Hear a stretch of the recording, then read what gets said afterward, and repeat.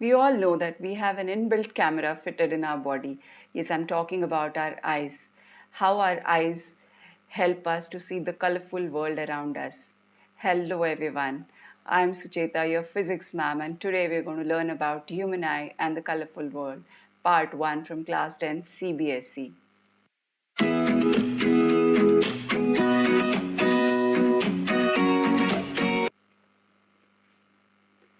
Today I'll be covering topics like structure of human eye, the function of various parts of human eye, what is power of accommodation, and defects of vision. Let's see human आई के parts क्या क्या होते हैं.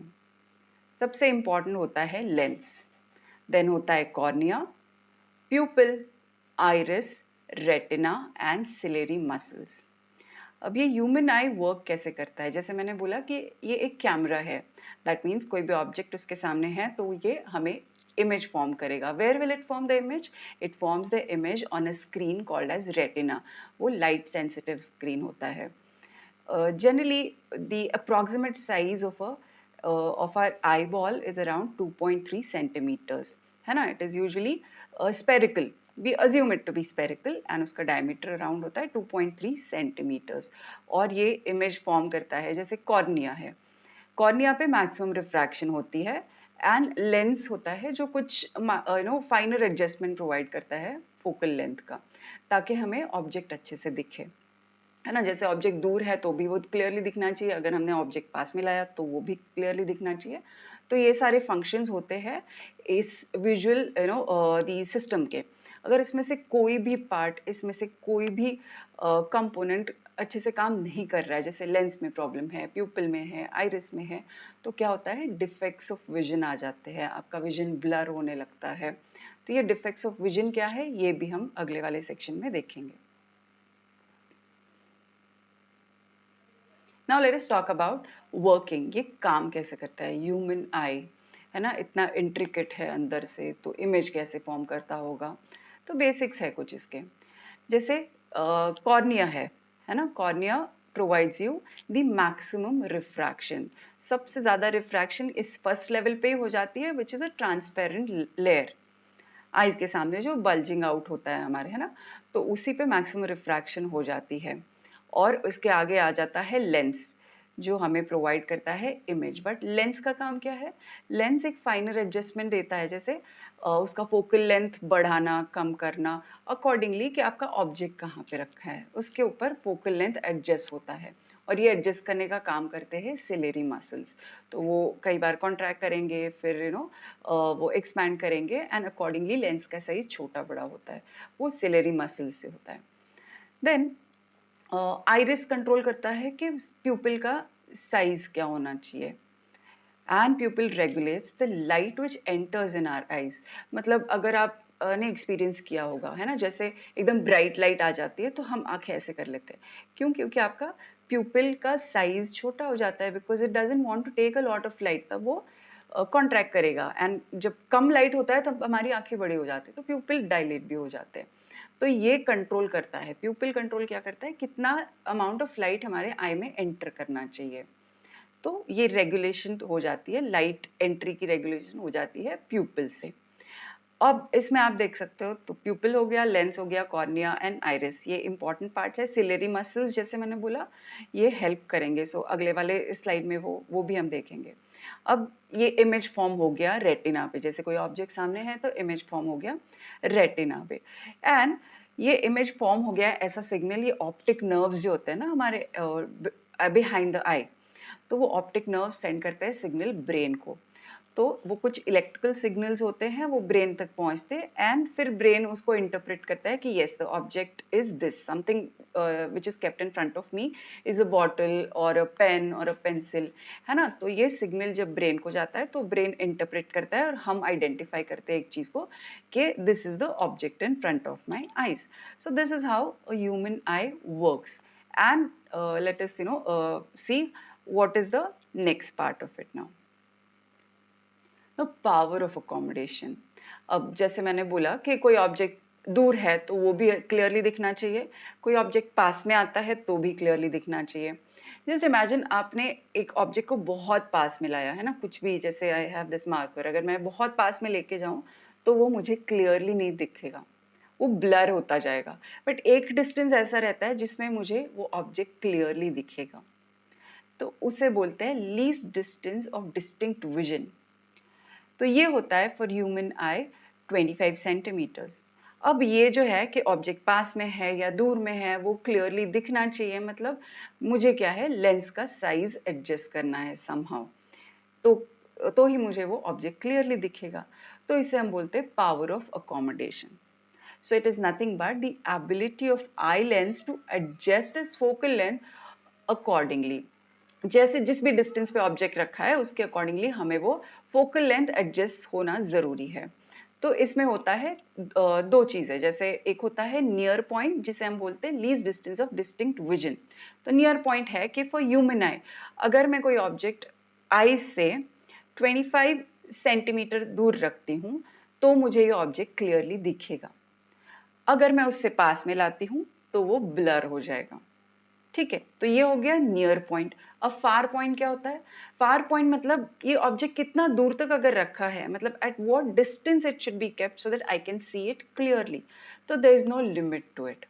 For human eye the far point, अब उसे हम बोलेंगे far point, वो होता है infinity for a normal eye, है ना। अगर नॉर्मल आई है, कोई डिफेक्ट नहीं है विजन का या कुछ रिफ्रैक्टिव डिफेक्ट्स नहीं है, तो आप पास की चीज भी अच्छे से देख सकते हो और दूर की चीज भी अच्छे से देख सकते हो, तो फोकस करके देख सकते हो। वो फार पॉइंट होता है इन्फिनिटी। तो आप कितना भी दूर तक आप जो देख सकते हो, बट क्लियर नहीं होगा, but then you can still make out कि ऑब्जेक्ट क्या है। So that far point for a normal eye is going to be infinity. आप ये डायग्राम में भी देख सकते हो, ये है फार पॉइंट, उसका भी इमेज क्लियरली रेटिना पे आएगा एंड नियर पॉइंट का भी इमेज रेटिना पे आएगा। बट इन दोनों चीज में आप ऑब्जर्व करोगे लेंस का साइज, है ना, लेंस का साइज चेंज होता है जैसे ही, मतलब इधर वो थिक हो जाएगा या थिन हो जाएगा, अकॉर्डिंगली उसका फोकल लेंथ भी वेरी होगा। तो ये जो पावर है ऑफ चेंजिंग और ये जो एबिलिटी है to change the focal length of a lens by itself is called as power of accommodation. और आप इस वाले GIF में भी आप देख सकते हो कि ये मसल्स जैसे काम कर रहे हैं, कि वो आई लेंस को छोटा करना या बड़ा करना, ये मसल्स का काम है, सिलेरी मसल्स जो मैंने बताया था। So this is that. Now as you age, है ना, आपने कई बार ये वर्ड सुना होगा कैटरैक्ट। तो कैटरैक्ट में क्या होता है, अगर आपका हेल्दी आईज है ना, नॉर्मल आई है, तो that lens will always allow all the parts of the retina to receive the image। जैसे रेटिना पे इमेज फुल्ली फॉर्म हो जाता है और आपको हर चीज अच्छे से दिख जाती है। बट जैसे ही आपकी एजिंग होती है तो एक थिन लेयर सी बन जाती है आई के ऊपर, आई बॉल्स के ऊपर, एंड वहां पे वो हम बोलते हैं मिल्की डिस्प्ले आ जाता है ना, जो भी ऑब्जेक्ट दिख रहा है वो ब्लर दिखेगा, मिल्की लेयर एक से, जैसे आप इसमें देख रहे हो एक मिल्की लेयर आ जाती है, क्लाउडिंग भी बोल सकते हैं उसे। और उससे क्या हो जाएगा, it will scatter the light. अगर वो वैसा कुछ लेयर आ जाती है तो एक क्लियर इमेज फॉर्म नहीं होगा रेटिना पे, रादर वो स्कैटर हो जाएगा। तो आप सोचो अगर एक पॉइंट पे आपको इमेज दिखना है और उसको अगर ये स्कैटर किया जाए तो डेफिनेटली वो ब्लर हो जाएगा। तो ये कैटरैक्ट को रिवर्स करने के लिए सर्जरीज भी होती हैं आजकल, तो laser surgeries are also done so that they will remove this layer and आपका विजन फिर बैक टू नॉर्मल हो जाता है। So that is about the cataract. And now will see more defects of vision, जिनको हम बोलते हैं कि रिफ्रैक्टिव डिफेक्ट्स। वो क्या क्या होते हैं, जैसे डिफेक्ट्स कब आ जाते हैं, जैसे कोई भी आई का कोई भी पार्ट फंक्शनिंग गलत होने लगता है या कहीं पे कुछ वीकनेस हो जाती है बस कोई मसल्स में, और जो लेंस का और अदर पावर ऑफ अकोमोडेशन अगर कम हो जाती है, जो फोकल लेंथ कम ज्यादा करने का पावर जो होता है अगर वो कम हो जाए तो विजन क्या हो जाती है, ब्लर हो जाती है। और ये डिफेक्ट्स जो होते हैं हम उन्हें बोलते हैं कि refractive defects. Now which are the common defects? There are 3 common defects of vision. First है मायोपिया, मतलब नियर साइटेडनेस, मतलब जो चीज आपके पास में है, near objects you can see clearly, but जो दूर के ऑब्जेक्ट्स हैं वो आप क्लियरली नहीं देख पाओगे। फिर होता है hypermetropia which is far sightedness. तो दूर वाली जो चीजें हैं वो अच्छे से दिखेंगी, बट जो एकदम पास में है वो आप अच्छे से फोकस नहीं कर पाते हो। एंड फिर होता है एक presbyopia. Presbyopia in many cases it's a combination of myopia and hypermetropia and it happens with ageing. तो विल सी वो डिफेक्ट्स क्या है वन बाय वन और उनका करेक्शन कैसे किया जाता है। So moving on to the first defect of vision, which is called as myopia, which is also termed as nearsightedness। तो मुझे पास की चीजें अच्छे से दिखेंगी बट डिस्टेंट ऑब्जेक्ट्स मुझे नहीं दिखेंगे। मतलब क्या होता है, नियर पॉइंट तो मेरा सेम है बट जो मेरा फार पॉइंट है जो इन्फिनिटी पे होना चाहिए वो उससे कम पे हो जाता है। तो उससे क्या हो जाएगा, आप डायग्राम देखोगे तो पता चलेगा। उसकी वजह से अब मेरा ये जो इमेज फॉर्मेशन है आइडियली रेटिना पे होना चाहिए, isn't it?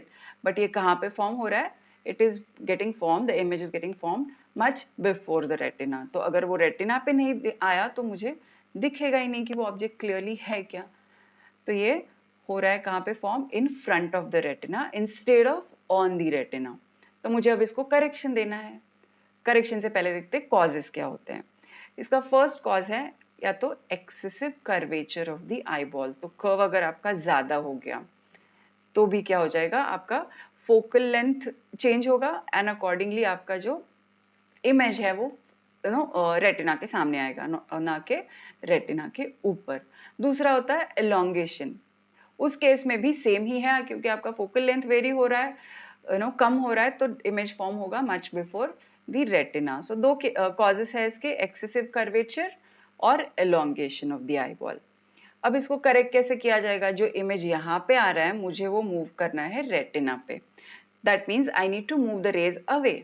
तो अवे मूव करने के लिए हम कौन सा वाला लेंस यूज करते हैं, हम यूज करेंगे concave lens, because it is a diverging lens. तो हमें वो रेज दूर लेके जाने हैं एंड देन हमें वो मीट कराने कहाँ पे, ऑन दी रेटिना। ये इमेज फॉर्मेशन हमने देख रखा है refraction, which was the last chapter, refraction by lenses part 2। आप वो भी वीडियो रेफर कर सकते हैं कैसे इमेज फॉर्मेशन होता है कॉनकेव लेंस से। तो we are going to use a concave lens for correction of this myopia. तो उससे आप जैसे देख सकते हो पहले ये रेज डाइवर्ज होंगे एंड देन फिर अगेन वो लेंस के थ्रू पास होके वो फिर कॉन्वर्ज होंगे। तो हमने इसको डाइवर्ज करके फिर कॉन्वर्ज करा दिया, तो इसलिए इमेज अब एग्जैक्टली रेटिना पे आ गई, है ना।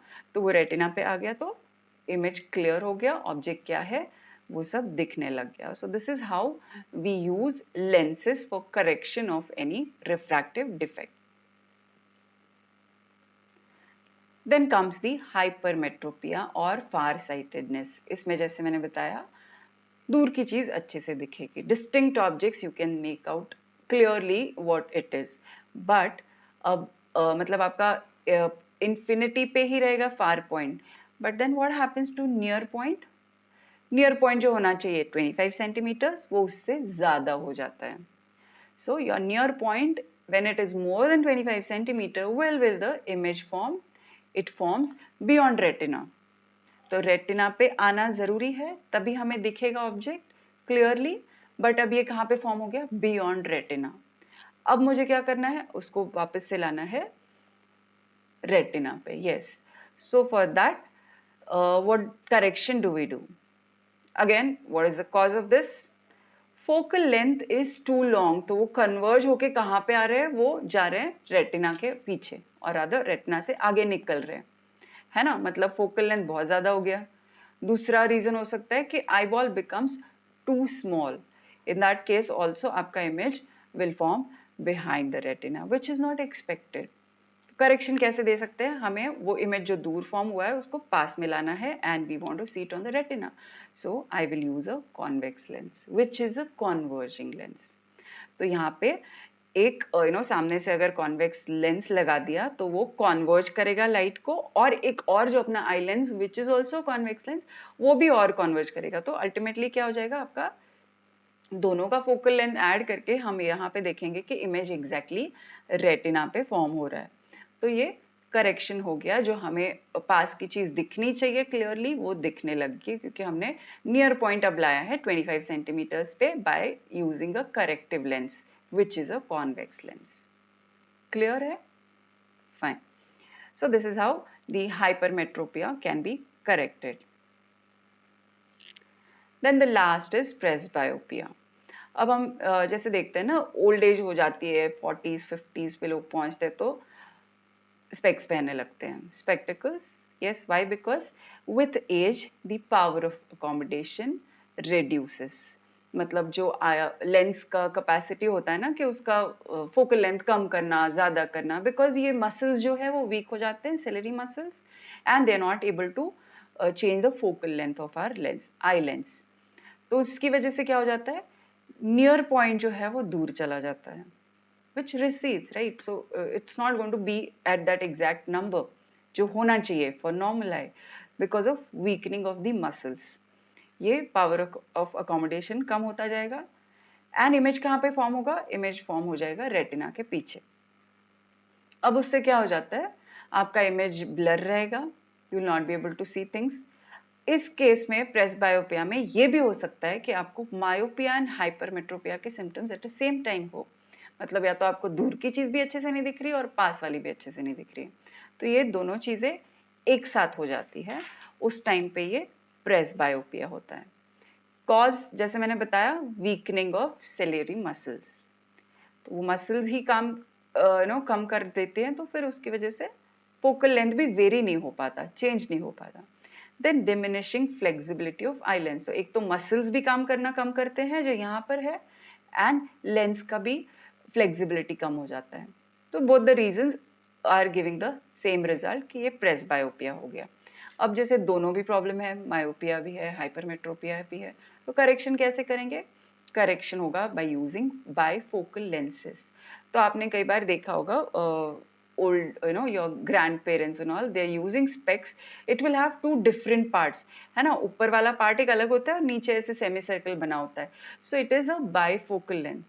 उसमें क्या होता है, अपर पोर्शन होता है जो कॉनकेव लेंस प्रोवाइड करते हैं। तो अपर पोर्शन में होता है कॉनकेव लेंस, वो कहाँ पे हेल्प करता है? हेल्प्स इन डिस्टिंक्ट विजन, मतलब दूर की चीज अच्छे से देखने के लिए वो कॉनकेव वाला हेल्प करेगा पार्ट। एंड लोअर पार्ट होता है for convex lens which helps us to see the nearby objects clearly. तो नियर विजन के लिए कॉन्वेक्स जो नीचे होता है ना? अगर आपका ये ऐसे स्पेक्स है तो उसमें ये this one will be a convex part, this one will be a concave part. तो कॉनकेव और कॉन्वेक्स मिला के हो जाएगा आपका bifocal lens, and it will give us a correction so that हमें दोनों चीजें अच्छे से दिखने लगेंगी। Concave part, remember, for giving us a clear distant vision, and convex for giving us a clear near vision. So this is how the presbyopia can be corrected. These days there are many laser surgeries, surgical inventions भी होते हैं. Other than this, there are contact lenses also which people use, which can provide you the correction due to correction to all these defects which are, we say, refractive defects. So that is also possible by using this. Different types of lenses accordingly, and उसका power भी fixed होता है ना? तो वो accordingly जो भी आपका eye defect है वो power check करते हैं ना, accordingly आपको spectacles दे देंगे. So this is how we talk about, we've learnt about the defects of vision and the correction, and also the human eye structure and working. That is all for today. I hope you find this video helpful, and if you like it, please share it with your friends and subscribe to my channel. Thank you so much.